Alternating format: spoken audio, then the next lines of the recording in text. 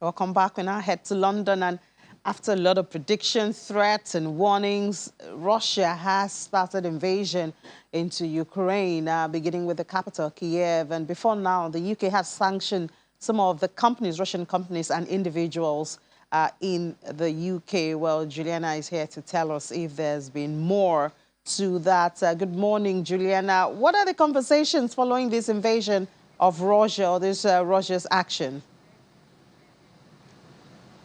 Yeah, good morning, Annie. I think the world has woken up in shock and in fear. I think after weeks of fruitless diplomacy, and we had warnings upon warnings, including forensic data from the West and denials from Putin and the Kremlin, there is war. Putin has invaded Ukraine. So many unverified reports coming out of Kiev at the moment. We know that the airspace has been closed. We heard from Grant Shapps, the transport minister here in the UK, saying no flights will be flying over Ukraine or Russia. We've seen in the past that there have been mistaken planes being shot down.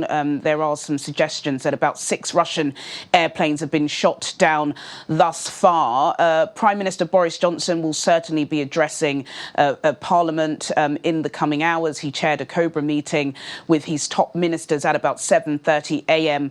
This morning. I believe that wrapped up a couple of minutes ago. And now the world waits. What is going to be the response from the West? We have been hearing lots and lots of threats and warnings about sanctions. The UK, unlike any other country in the world, has a huge arsenal of sanctions that it could put toward Russia. We didn't see it. We saw 3 individuals sanctioned and their assets frozen, as well as 5 pretty low-ranking banks. There is so much more.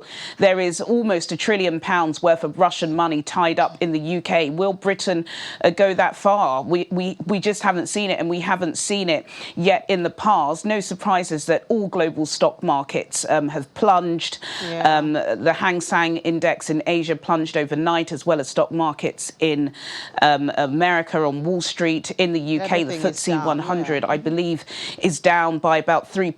The FTSE 250 down by about 2.5%. Oil prices have rocketed. A barrel of Brent crude is now trading at about $103 a barrel. So, yes, there is fear. Lots of the analysts in the UK are now saying that this is by far the biggest launch of war since the end of World War II. So pretty scary headlines coming out of London this morning. Very scary. Annie. Yeah, but what are some of the consequences of an escalation of this invasion? Oh, well, we don't know. We don't know what the consequences are. We know that Russia has a budget of about $60 billion on its military. They have amassed about 190,000 troops at the border. Ukraine, let's not forget, is not a member of NATO. It does share a border with 2 or 3 NATO countries. We are hearing that, I believe, Poland has asked NATO and its chief exec, Jens Stoltenberg, to trigger Article 4, which does mean there could be some sort of military response. But I don't think we're going to get that. Joe Biden, the US president, has released a statement, of course, but he won't be sending any troops there. It's very unlikely that Britain will be sending any troops there too. So we really need to see what the response is going to be from the West, because talk is one thing, action is another, especially when we're seeing such a strong force from the Russians. I just don't think Russia is expecting any sort of military force from the West, and it's the military capability, these long-armed missiles that can be bolted from the sea, is the strength of Russia. Is there anybody that is going to combat that? It just doesn't seem clear at the moment. Yeah, well, and it also paints a very scary picture there for the world, because, I mean, the consequences, the effects just spread to energy, spreads to, everywhere. Well, we'll follow the story, Juliana. Thank you so much. We'll talk to you again at 1:30.